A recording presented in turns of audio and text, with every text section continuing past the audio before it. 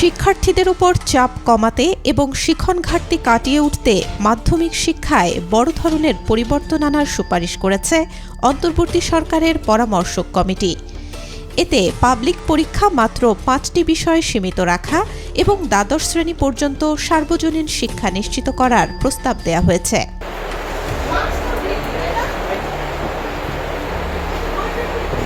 শুধু বাংলা, ইংরেজি, গণিত, বিজ্ঞান ও সামাজিক বিজ্ঞান বিষয়ের উপর পরীক্ষা নেয়ার সুপারিশ করা হয়েছে। কমিটি জানায়, পাবলিক পরীক্ষার মূল লক্ষ্য হওয়া উচিত শিক্ষার্থীদের দক্ষতা যাচাই, প্রতিটি বিষয়ে পরীক্ষা নেয়া নয়। বহু বিষয়ে পরীক্ষা দিতে গিয়ে কিশোর বয়সেই যে একাডেমিক চাপ সৃষ্টি হয়, এতে গুরুত্বপূর্ণ বিষয়ের ভিত্তি দুর্বল থেকে যায়।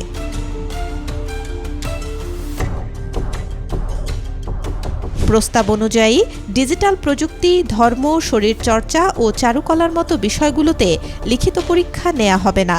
এসব বিষয়ের মূল্যায়ন হবে স্কুল ভিত্তিক ধারাবাহিক মূল্যায়নের মাধ্যমে। পরীক্ষার সময়সূচিও কমাতে বলা হয়েছে। এতে পরীক্ষার জন্য যে সময়টুকু পাঠদান বন্ধ থাকে তা বাঁচবে। পাশাপাশি পঞ্চম ও অষ্টম শ্রেণীর পাবলিক পরীক্ষা স্থায়ীভাবে বাতিল করার সুপারিশ করা হয়েছে।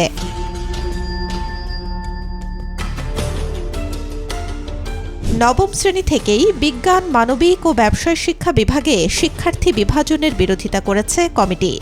তাদের মতে এই বিভাজন ভেবেচিন্তে করা হয়নি। দশম শ্রেণী পর্যন্ত একক ও অভিন্ন পাঠ্যক্রম চালু রাখা উচিত।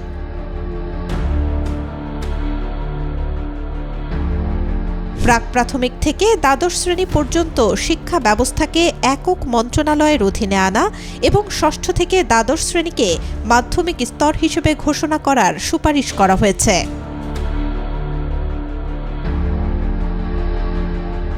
এই সুপারিশগুলো করা হয় মাঠ পর্যায়ে 10টি শিক্ষা প্রতিষ্ঠানের 437 জন শিক্ষার্থীকে মূল্যায়ন করে, যেখানে বড় ধরনের শিখন ঘাটতির চিত্র উঠে এসেছে।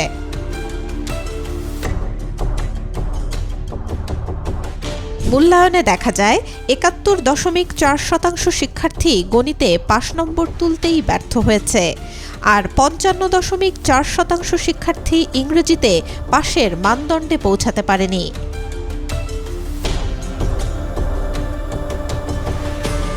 জানুয়ারি-ডিসেম্বর শিক্ষাবর্ষকে ঔপনিবেশিক ঐতিহ্য হিসেবে আখ্যা দিয়ে কমিটি জানায়, এটি দেশের আবহাওয়ার সঙ্গে সামঞ্জস্যপূর্ণ নয়। শিক্ষাবর্ষ সেপ্টেম্বর থেকে জুন পর্যন্ত হওয়া উচিত।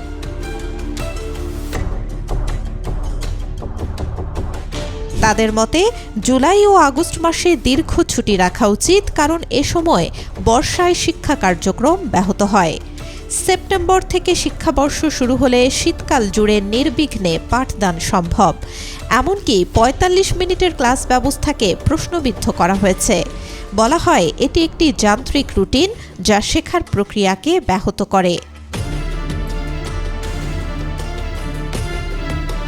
প্রতিবেদনের সব শেষে বলা হয়, এই সুপারিশ শিক্ষা সংস্কারের শেষ কথা নয়।